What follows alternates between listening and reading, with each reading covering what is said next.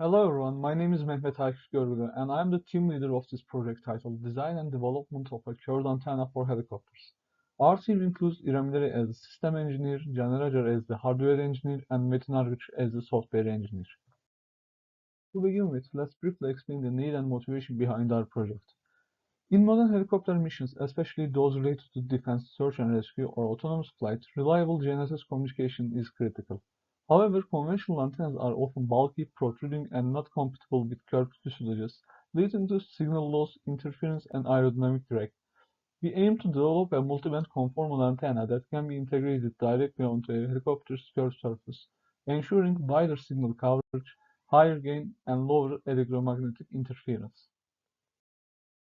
Based on this problem, we defined several engineering and customer requirements. From an engineering perspective, the antenna had to meet strict RF specifications such as operating within L1, L2, and L5 GPS frequency band, VSWR below 2, return loss below -10 dB, high gain, and directional radiation pattern. From the customer side, additional expectations included lightweight structure, durability under vibration and temperature, cost effectiveness, and compatibility with aerospace standards. To meet these needs, we proposed the microstrip patch antenna design featuring partial ground plane, wideband performance, and a curved conformal structure that will blend smoothly with the helicopter surface. Later in the design stage, we refined this concept with additional techniques: a fractal patch pattern to support multi-band operation, an air gap to improve impedance bandwidth, and a reflective layer below the partial ground to reduce backlobe radiation and focus energy in the upward direction. These detailed decisions helped us optimize performance while preserving compactness and structural adaptability. That concludes the design background of our antenna. In the next part, my teammates will explain the implementation, testing, and commercialization details. Hello, my name is Metin Arkuç, and today I will be presenting the implementation details of our antenna design. First, we started with the selection of the substrate material as Rogers RT Draid 5880.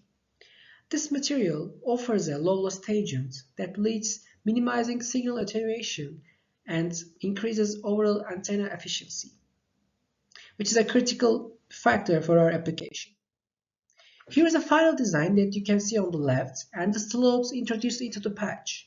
Their dimensions has followed the lambda/4 and lambda/2 resonance rules, which extend the electrical paths and allow us to reduce the physical size of the patch. We also implemented the partial ground beneath the feed line, which improved the return loss and bandwidth dramatically. However, partial grounding can increase the backlobe radiation and causes potential interference with onboard systems.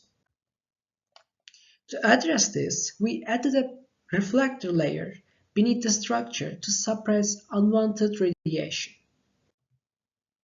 Another unique feature is the conformal shape. We designed this antenna to be mounted on a curved structure on a helicopter. After we have ended up with the design, we proceeded with the fabrication. The layout fabricated with the assist of CTF machine and the image on the left has occurred. This photomask is selectively transmit the UV lights. A brushing counter on the right is cleaning the substrate to remove any contaminants on the material. After that, photolithography process has conducted and the desired antenna geometry has uh, transferred to the substrate. Finally, the patterned substrate was immersed in a chemical etchant solution. This solution chemically removed the exposed copper areas, leaving only the copper pattern protected by a photoresist. Finally, the flat structure was banded with a certain amount of radius, and conformal shape on the right has obtained. Hello, I am Caner Acar. I am the hardware engineer in this project. Now, I will tell you about testing and demonstration of how the design meets the requirements. Then we have three different parts here: testing equipment and environments, test results, and simulation and test results. Let's begin with the testing equipment and environments. The first testing equipment is the vector network analyzer. It's used for the S11 parameter measurement. The second testment testing equipment and environments is anechoic chamber. It's used for the radiation pattern measurement. Now the test results is here. Uh, S11 parameter results measured with VNA here.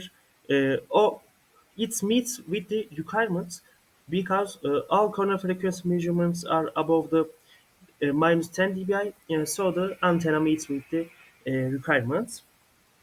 You can see simulation and test results here. Uh, Test results are a little bit different due to different frequency range. Then, but both simulation and test results are good for the requirements. Let's look for the anechoic chamber results. Anechoic chambers results measurements are here, and the photos of them. Then simulation and test result comparison are here. Test results are better than simulation results. Then also they are meets with the requirements, but it has little bit backlog. Then thank you for listening to me.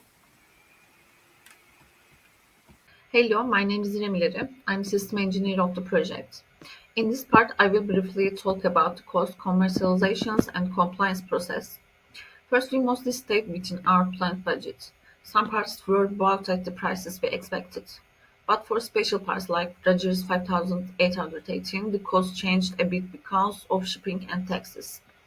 With help from our advisor, we got the RF cable and test equipment for free, which helped lower the total cost.